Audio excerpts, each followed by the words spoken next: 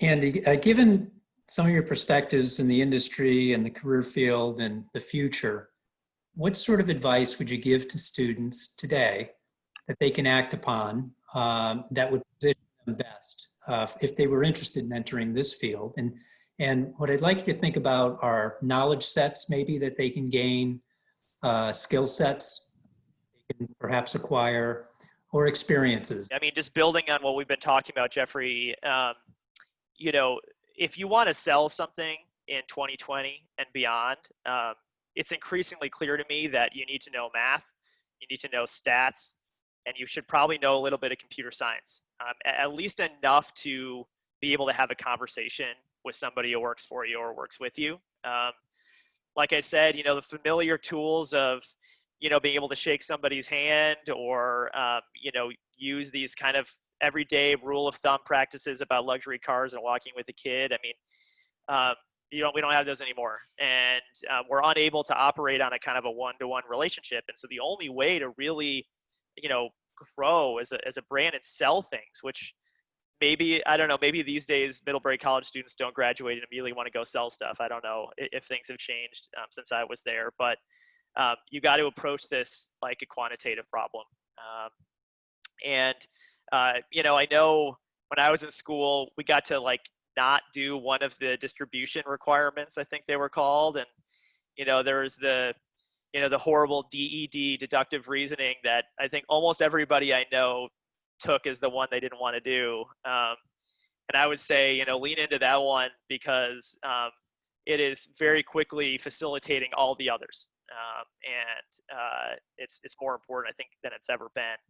Specifically speaking, you know, statistics and probability theory, real basic stuff. You don't have to be an expert, but in many ways, it's like economics for me in that it really unlocks, I think, the language of the way the world works. And we have to be able to think critically about numbers, not just look at them, but understand if there is a, you know, statistically valid conclusion to draw from them.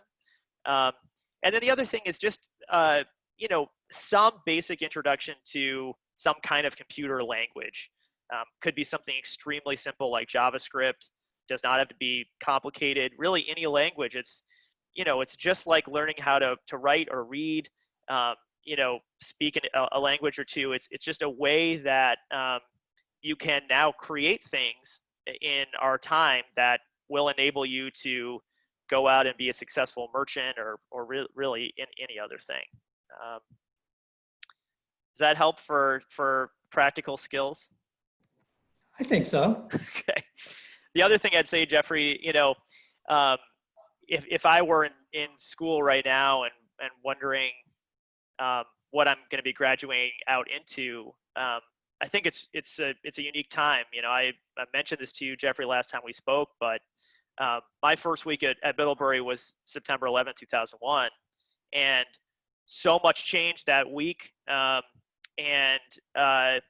know, I think for a time there was a hope that we as a country and a world could kind of, you know, grow from that experience. And instead, we got a war on terror that's continuing today. We have a surveillance state that is only growing. COVID-19 is another crisis at that level. And I think we can't sleep through it like I and many of us did the last time around. You know, Winston Churchill said, never let a good crisis go to waste. And, you know, it's especially true at this point. You know, we already are seeing a disproportionate impact of all of this on communities of color. You know, it's impacting income inequality in a way that I think nobody really foresaw. And, you know, that is going to continue to be the case unless, you know, I think the graduating class now sees this opportunity as a time to maybe change the course. You know, instead of all those, you know, impacts on our privacy, for example, that could emerge out of this crisis, it could be a, you know, radically new way of approaching medicine and public health. And I think, you know, this moment is, you know, Middlebury College students and their peers' time to really seize the opportunity and do something good with it. Andy, is there anything else you'd like to share with the students? Come work for Faraday. I'm sure they'll be happy to. Great. We've been speaking with Andy Rossmeissl, co-founder and CEO of Faraday. Thank you so much for your perspectives today, Andy. Thanks for having me, Jeffrey.